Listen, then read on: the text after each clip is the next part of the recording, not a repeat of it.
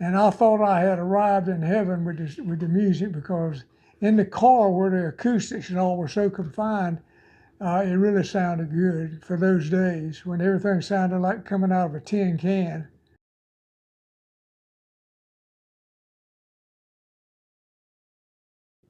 The first radio, I know there were radios in cars before then, but the first radio in a car was my dad owned a 1955 Dodge Coronet.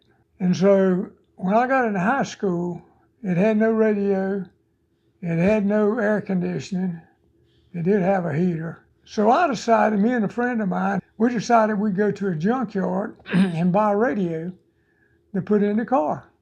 Well, radios in those days had vacuum tubes in them. So in order to generate the voltage you needed, they had a little device in a car radio called a vibrator. And what this vibrator did was, it was a relay that made and break, it buzzed.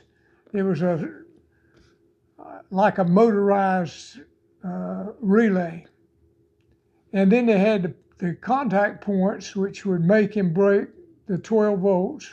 And then a transformer, as the pulses were generated by the vibration of the vibrator, then it would step the voltage up so there would be voltage for the plates of the radio. And of course the filaments ran off of the regular battery, so you didn't need anything for that. And so I bought one, and that thing sat there and it buzzed. It was right aggravating, but you know, all young fellows in my class wanted a radio in the car in case they went out on a date. They could listen to the radio. Well, you had to be careful leaving the radio on, because it drew so much current off the battery. You really couldn't crank the vehicle up, it wouldn't crank if you let it stay on too long. But most of the times we did all right. So that was the first experience I had. Is I bought, and I'm trying to remember, but I think I paid $30 for and back then $30 would be $300 or so now. And it was an AM only radio. There was no FM. FM radio was established sometime, and transmitting started sometime in about 1959 or maybe 60. And at that time they used what they call converters, and they converted the signal from FM to AM and fed it into the antenna jack of the AM radio, and then you had FM.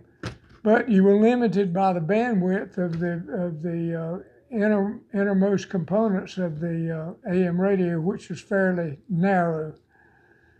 But anyway, later on they found out a way to demodulate the FM on a regular car radio, and all that changed. The frequency responses and everything became great, and everybody liked the FM radio. So radio in the cars. Not many cars except upper end cars. In fact, none of them, all cars came without a radio. You paid extra for the radio, and in many cases extra for the heater in the car. And in some cases you paid extra if you wanted 2 windshield wipers instead of 1.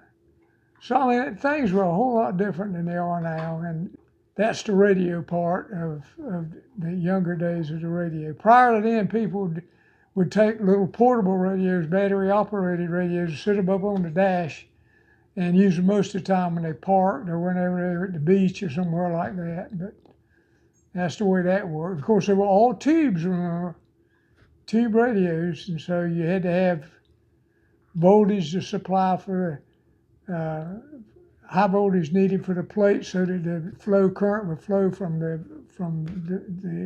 part of it to the output of the tubes, so you could generate a signal. You could order 6x9 or 4x7s. I forget now. Whatever they were, you could order them. You didn't go to the store. You had to order them from somewhere. There was nothing available. And I ordered 2 6x9 speakers and put in the back of that car.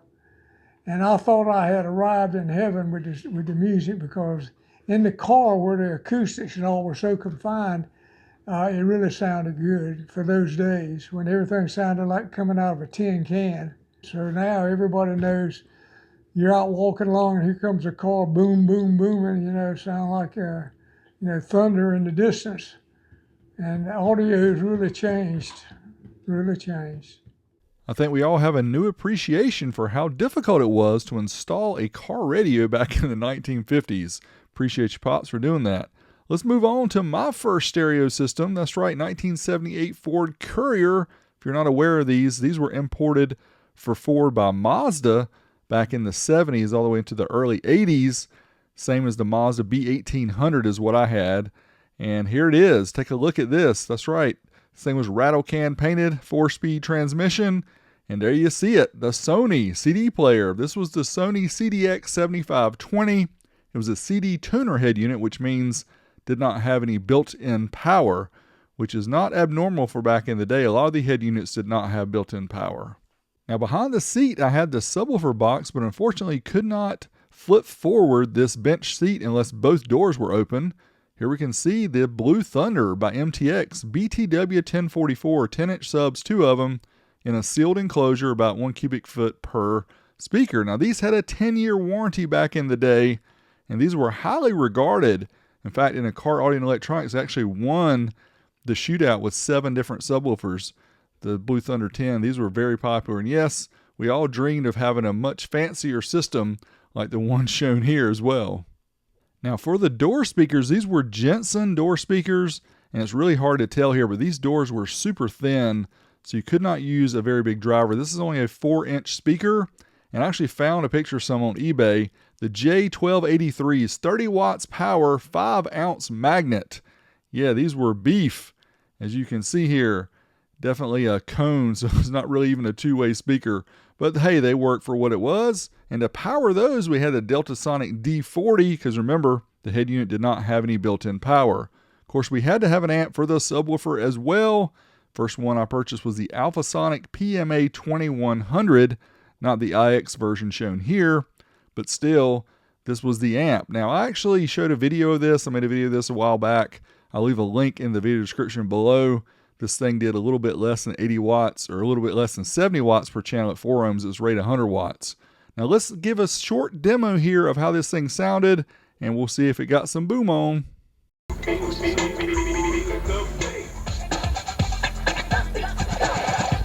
Yeah, it wasn't horrible, but it wasn't a bumper either, but it was fun. Now, later I moved these MTX Blue Thunder 10s into a 3 cubic foot per side ported box, and that one really slammed. Unfortunately, I don't have any video of that. I do appreciate you guys watching.